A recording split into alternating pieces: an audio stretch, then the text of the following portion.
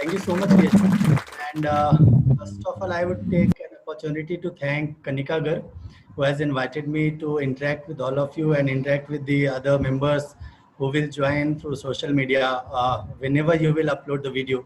And also thanks to Himanshu, जिसने ये platform create किया, आप सबको इकट्ठा किया, so that we guys from the same fraternity can interact each other, can help each other. Because this is the profession where networking is everything. जब आप एक नेटवर्क में होते हैं, because nobody is expert in the field, आप हर चीज़ के एक्सपर्ट नहीं हो सकते.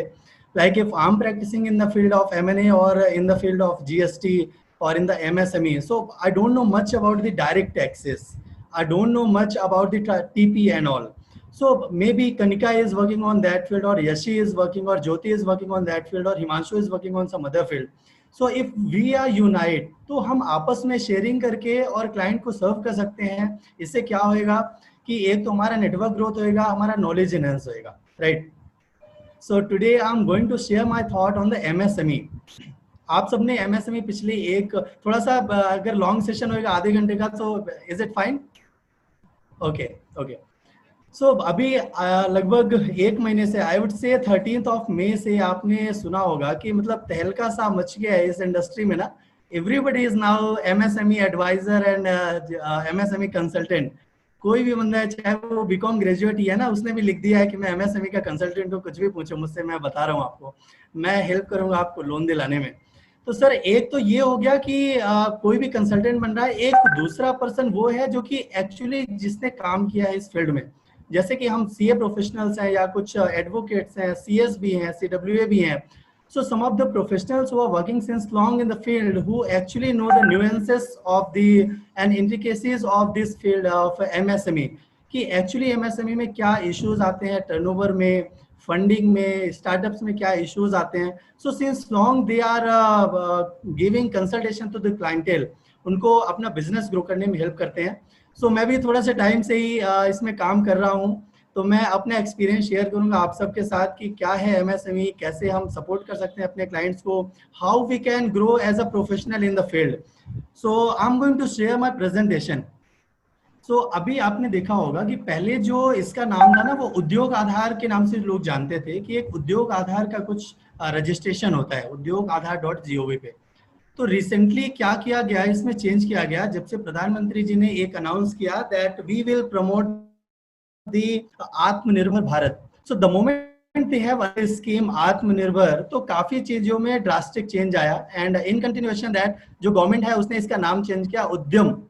तो पहले जो हम लोग वैसे भी एंटरप्रेन्योर को उद्यमी ही बोलते थे, तो अब उन्होंने इस नाम को भी रिकॉग्नाइज किया और उन्होंने अब बोला कि जो व्यापारी होएगा, जो एंटरप्रेन्योर होएगा, जो रजिस्ट्रेशन करेगा, हम उसको बोलेंगे उद्यम, और ये जो रजिस्ट्रेशन है इसको बोलेंगे उद्यम registration. And the moment he will get the certificate, so that certificate will be called उद्यम रजिस्ट्रेशन सर्टिफिकेट.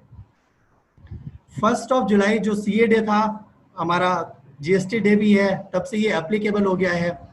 खास बात सर क्या है, लोग क्यों इसमें और ज्यादा परेशान हो रहे हैं कि सरकार ने ये बोला है कि जिन्होंने पहले भी रजिस्ट्रेशन लिया हुआ था उद्योग आधार का, now you will have to re register. आपको अपडेट करना पड़ेगा, री रजिस्टर करना पड़ेगा. मतलब आपका अब आप देखो एज ए प्रोफेशनल आपका कितना बिजनेस कितना ग्रो करने वाला है कि आपको कितनी सारी अपॉर्चुनिटीज आगे मिल जाएंगे. सो ये आप देखेंगे एक बुकलेट भी उन्होंने लॉन्च की है. So I have just taken the front page of that booklet, Udyam registration. So before going into the depth, I will tell you what exactly MSME is, कैसे ये वर्क करता है. So एक जो गवर्नमेंट ऑफ इंडिया है उसकी ministry है MSME, ministry of micro small and medium enterprises, जिसे कि 2007 में बनाया गया था. क्योंकि जो MSMED एक्ट है, if you see the act, it has been passed in the year 2006, अक्टूबर में ये पास हुआ था. तब से 2007 से ये मिनिस्ट्री बनी है और जो एंटरप्रेन्योर्स हैं उनको ये सपोर्ट कर रही है.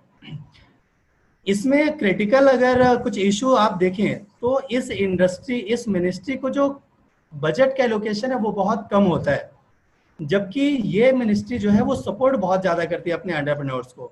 लास्ट बजट का अगर आप बात करते हैं, सो अराउंड 7572 करोड़ जो है वो एलोकेशन किया गया था.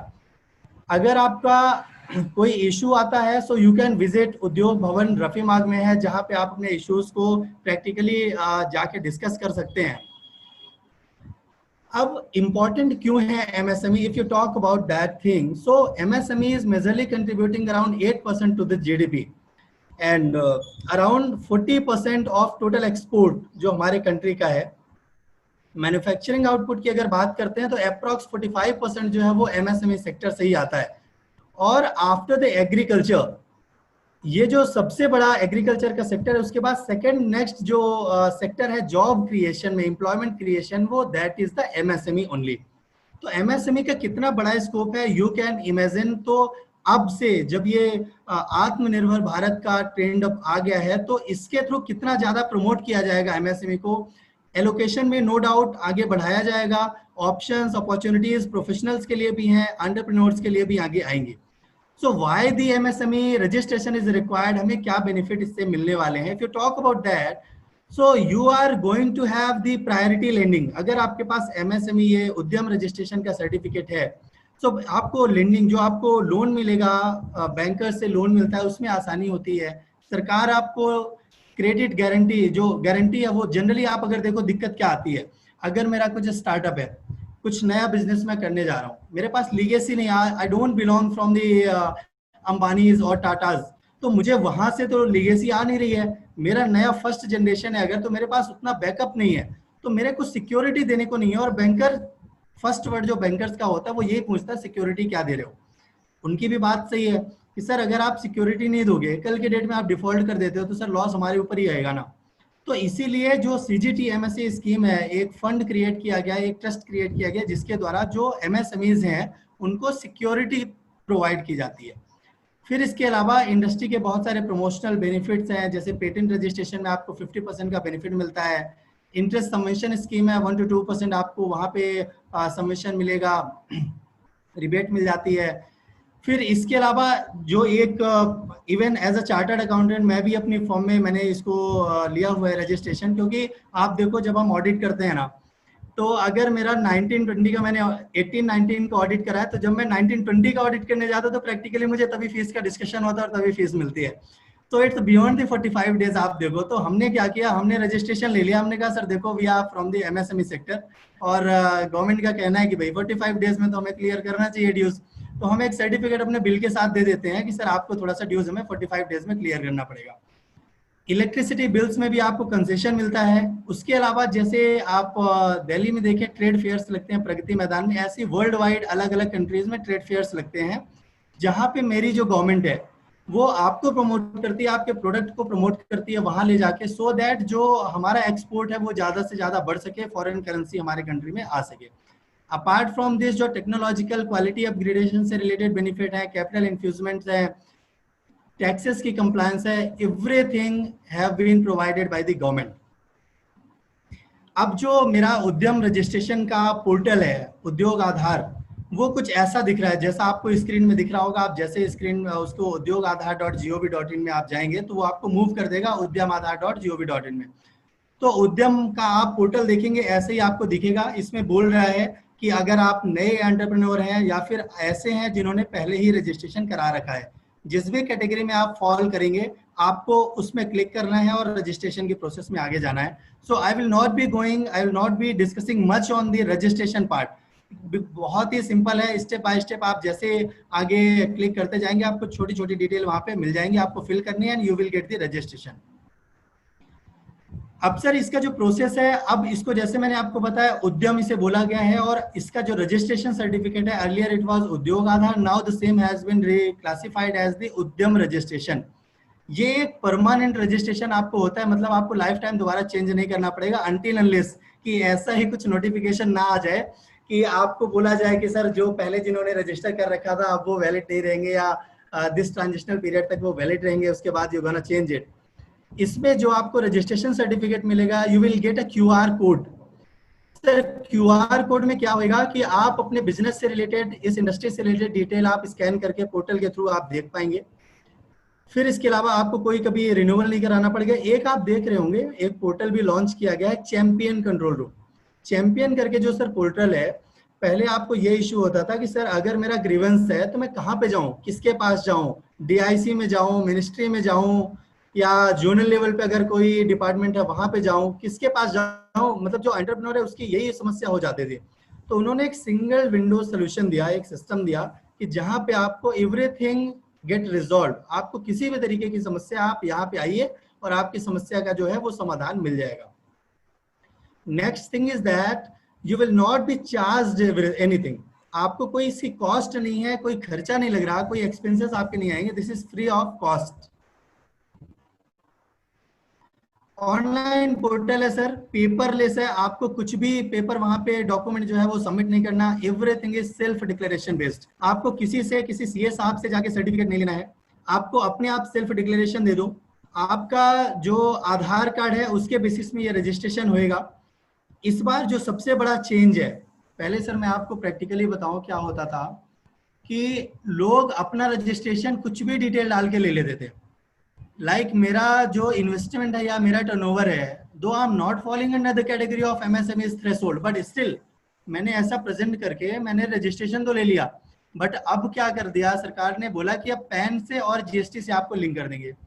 The moment your Udyam registration will be linked from the PAN and GST, so your turnover and investment will be captured from that side. अब तो गवर्नमेंट का इंटीग्रेशन हो गया, वो आपस में इंटीग्रेट करके इंफॉर्मेशन को शेयर कर लेंगे, जैसे इनकम टैक्स और जीएसटी का आपस में इंटीग्रेशन था। तो अब अगर आप गलत इंफॉर्मेशन देते हैं तो पहले साल तो आप बच जाएंगे, लेकिन जैसे ही आपका ये लिंकेज हो गया और आपने अपने रिटर्न को फाइल किया तो वो डिटेल ऑटोमेटिकली फेच कर लेगा सिस्टम और आपको बता देगा कि आपने ये गलती, मतलब गलत डिटेल, फॉल्स डिटेल देके आपने ये रजिस्ट्रेशन लिया है, और उस केस में सेक्शन 27 जो है वो इन्वोक कर लिया जाएगा और आपके ऊपर सर पेनल्टी लगाई जाएगी। फिर एक जो मैंने आपको री रजिस्ट्रेशन का बताया, तो सर आपको री रजिस्ट्रेशन करना पड़ेगा, कोई भी इंटरप्राइज एक से ज्यादा रजिस्ट्रेशन नहीं ले सकता है।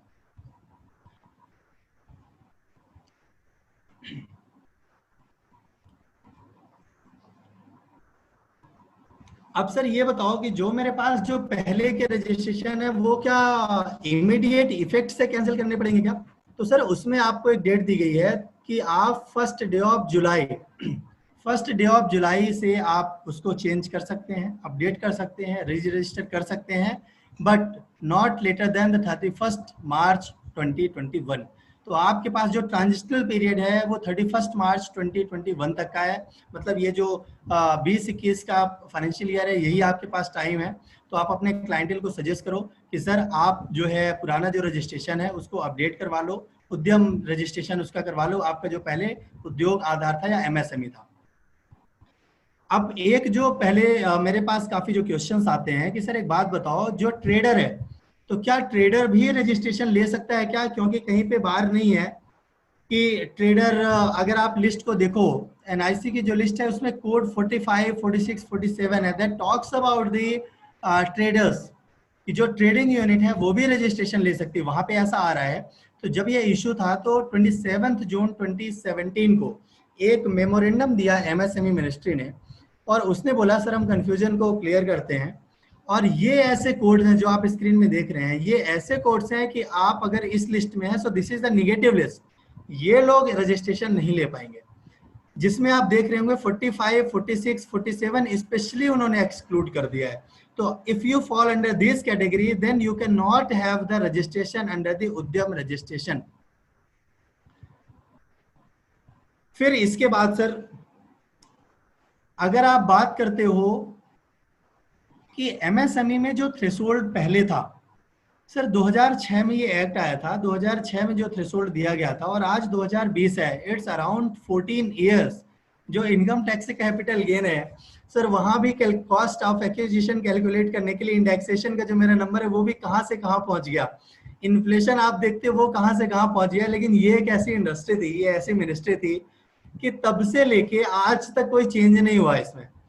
तो सर अगर चेंज नहीं हुआ था तो आप थ्रेशोल्ड अगर देखो, पहले क्या था, मैन्युफैक्चरिंग के लिए अलग थ्रेशोल्ड था, सर्विस इंडस्ट्री के लिए अलग थ्रेशोल्ड हुआ करता था, जिसमें सिर्फ इन्वेस्टमेंट का क्राइटेरिया हुआ करता था, जो कि माइक्रो में था 25 लाख और 10 लाख, स्मॉल में था 5 करोड़ और 2 करोड़, और मीडियम में था 10 करोड़ और 5 करोड़। इसको फर्दर चेंज किया गया फिर इसके बाद चेंज करके उन्होंने क्या किया कि sir now we are merging the manufacturing and service. अब उन्होंने बोला दोनों को हम क्लब कर देते हैं, दोनों को आप सेपरेट नहीं देखना, आपको एक साथ अपने थ्रेशोल्ड को देख लेना है। So now the category threshold was for the micro category investment criteria was 1 crore और उसका 5 टाइम्स इन्वेस्टमेंट। आप ध्यान देना, जितना इन्वेस्टमेंट है उसका 5 टाइम्स टर्नओवर है।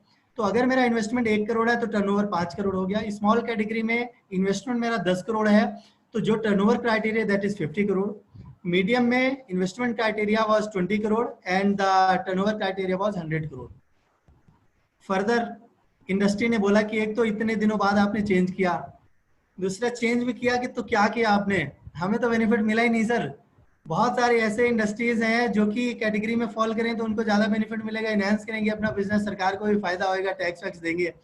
तो सरकार ने रिप्रेजेंटेशन जो ट्रेड इंडस्ट्री थी उनके रिप्रेजेंटेशन को कंसीडर किया और उन्होंने माइक्रो और स्मॉल में तो सेम कैटेगरी रखी, थ्रेशोल्ड सेम रखा, उन्होंने मीडियम को चेंज कर दिया।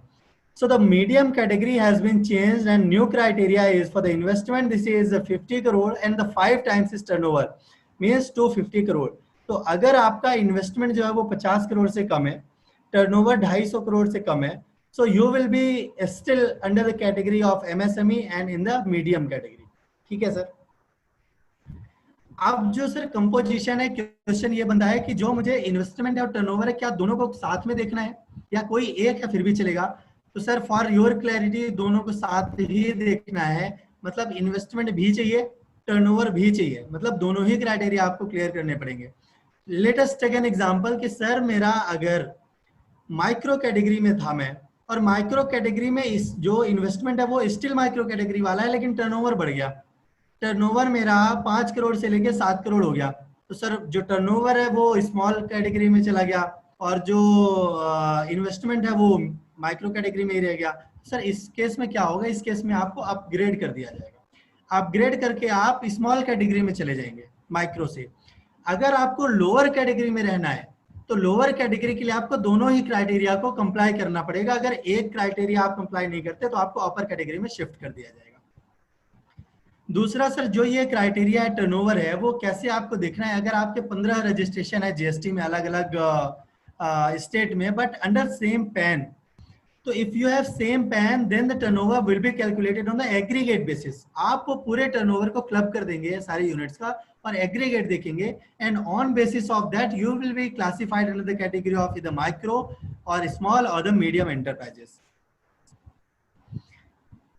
इसके अलावा सर जैसा कि अब ये है कि सर मैं बेसिस कैसे लूं कि इन्वेस्टमेंट और जो टर्नओवर है वो उठाऊं कहां से, ये एक बड़ी समस्या है। तो सर ये बोला गया कि क्योंकि अब हमने लिंक कर दिया है जीएसटी से और इनकम टैक्स से, तो आप सर रिटर्न तो अपनी फाइल कर रहे होंगे, तो जो आपने लास्ट रिटर्न फाइल की होगी आपका हम डेटा वहां से लिंक करके उठा लेंगे।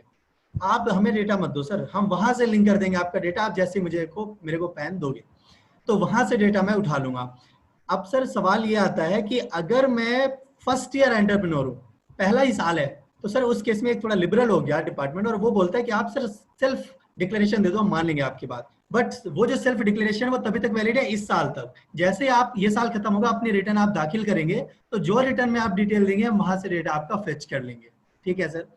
जो वैल्यू है इनके डिटेल के हिसाब से आपको जो वैल्यू उठानी है वो परचेज इनवॉइस जो है वो डिटेल उठानी जो इन्होंने अपने बुकलेट में दिया है, बट मैं कल मैं साइट में चेक कर रहा था वहां पे डेप्रिशिएशन का जो डिटेल है वो भी मांग रहा था, so that need to be check कि प्रैक्टिकली वो क्या अपने साइट पे एक्सेप्ट कर रहा है, क्योंकि अभी वो जो पार्ट है उसको अभी वो एक्टिव नहीं है, उसमें ये नोटिफिकेशन आ रही है कि that will be active after the process from the GSTN and the income tax. अब सर जो मेरी कॉस्ट है प्लांट एंड मशीनरी की, उसमें आप अगर लास्ट में देखो तो उसमें ये बोला है कि explanation section 7 of MSMED act, उसका जो एक्सप्लेनेशन 1 है वहां पे आपको जाके देखना है। तो मैंने उसको प्रेजेंट किया है कि यहाँ पे एक्सप्लेनेशन में दिया गया कि जो कॉस्ट ऑफ पॉल्यूशन कंट्रोल है या आरएनडी का जो खर्चा है, इंडस्ट्रियल सेफ्टी डिवाइस या कोई और सिमिलर नेचर का अगर एक्सपेंसेस है तो उसको आप अपनी कॉस्ट में ऐड नहीं करेंगे, एक्सक्लूड करेंगे while calculating the value of plant and machinery. और जो प्लांट एंड मशीनरी का जो मीनिंग है वो सेम वैसा ही लिया जाएगा जो आपके इनकम टैक्स में है। अगर कोई टैक्सेशन आपका है, जीएसटी उसमें इंक्लूडेड है, that will also not be part of that, उसको भी हम हटा देंगे। तीसरा जो चेंज है कि जो एक्सपोर्ट का टर्नओवर है उसको आप कैलकुलेट नहीं करेंगे, irrespective you are calculating for the micro, small और मीडियम, किसी भी कैटेगरी के लिए एक्सपोर्ट का टर्नओवर चाहे वो सर्विस का हो या फिर वो गुड्स का हो, दोनों ही कंसीडर नहीं किया जाएगा। मूविंग फर्दर, जो डिटेल मैंने एक आपको बताई कि सर अगर मेरा पहले डिटेल अवेलेबल नहीं था, मैं फर्स्ट ईयर एंटरप्रेन्योर हूं, तो मैं कैसे करूंगा, तो मैंने आपको बताया कि मैं डिक्लेरेशन दे दूंगा, that will be accepted, well accepted, but जैसे 31 मार्च खत्म होगा, so you will have to file the income tax return and then the data will be linked from there, और वो डेटा यहाँ पे आ जाएगा और फिर डिटेल आपकी इनकम टैक्स से ऑलरेडी अपडेट हो जाएगी। आप रजिस्ट्रेशन के टाइम पे अगर डिटेल को अपडेट आपने नहीं किया होगा, अपना पैन नंबर नहीं दिया होगा या जीएसटी नंबर नहीं दिया होगा, तो आपको वो डिटेल लेके और अपने सिस्टम पे अपडेट करना ही करना है। अगर आप अपडेट नहीं करते हैं और बाहर अगर किसी और सोर्स से डिपार्टमेंट को पता लगता है, तो सर आपके ऊपर इंक्वायरी हो सकती है, आपका जो रजिस्ट्रेशन है वो सस्पेंड कर दिया जाएगा और आपके ऊपर पेनल प्रोविजन भी लगाया जाएगा। एक चेंज सर ये है कि अगर मेरा ग्रेजुएशन होता है, मतलब अगर मैं लोअर कैटेगरी से अपर में जाता हूँ या अपर से लोअर में जाता हूँ, तो जो सर पहले वाली कैटेगरी है वो आपको अगला जो ये फाइनेंशियल ईयर कंप्लीशन तक वो आपकी पुरानी कैटेगरी चलेगी, फिर इसके बाद जो नई कैटेगरी है वहां पे आप मूव कर जाएंगे नेक्स्ट ईयर से, अगले फाइनेंशियल ईयर से। ये मैंने आपको बता दिया। Same on the reverse graduation की, मतलब जैसे मैंने आपको बताया अपवर्ड, तो ये डाउन है कि आप पहले मीडियम में थे, अब आप स्मॉल कैटेगरी में आ गए, तो आपका क्या रहेगा, मीडियम वाला पहले 31 मार्च तक रहेगा, फिर नया जैसे फाइनेंशियल ईयर आएगा तो वो आपका चेंज कर दिया जाएगा। अब इसके बाद जो दूसरा इशू आता है कि सर अगर मेरी समस्याएं हैं तो कौन मेरे ग्रीवेंसेस को सॉल्व करेगा, उसके लिए चैंपियन कंट्रोल रूम बनाया गया है, सिंगल विंडो सिस्टम है, so you will get each and every solution out there. वहां पे जो आपके DICs हैं, आपका जो डिस्ट्रिक्ट इंडस्ट्री सेंटर है, लोकल इंडस्ट्री सेंटर्स होते हैं, वो एक्ट करेंगे as a single window facilitator और वो आपकी समस्याओं का समाधान करेंगे। Because sometimes you see you don't have the Aadhaar और PAN, then how you going to have the registration, तो आपको वहां पे सपोर्ट करेंगे कि आप मैनुअल प्रोसीजर को फॉलो करके कैसे अपने रजिस्ट्रेशन को ले सकते हैं। जैसे आपके पास अगर वैलिड ID प्रूफ है, एड्रेस प्रूफ है और आपका इनरोलमेंट नंबर है अगर आधार का, तो उसके थ्रू आप मैनुअल सिस्टम में जाके और सिंगल विंडो सिस्टम में DIC सेंटर पे जाके आप प्रोसेस करवा सकते हैं।